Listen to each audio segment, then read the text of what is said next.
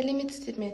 Мен Каспий педагогика және салық технологиялары колледжінің мектепке дейінгі тәрбие және оқыту бөлімінің 3-ші курс студенті Әбдібаева Динара. Еліміздегі төтенше жағдайларға байланысты мен бүгін дидактикалық ойынды қашықтықтан, яғни балаларға онлайн түрде өтетін боламын.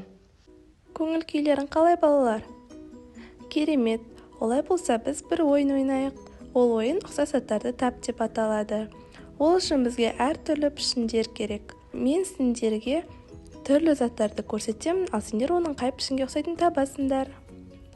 Бұл қарбыз. Қарбыз қай пішінге ұқсайды? Дұрыс айтасыңдар, ол шеңберге ұқсайды. Ал дәптер ше?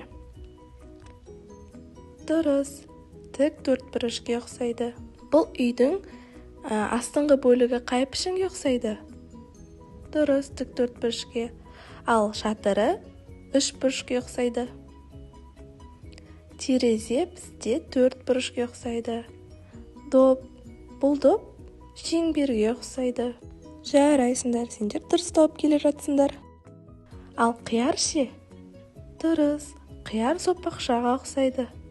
Children, let's see the shapes in English. Square, circle, rectangle, triangle, oval. Did you guys like the game? You are well done.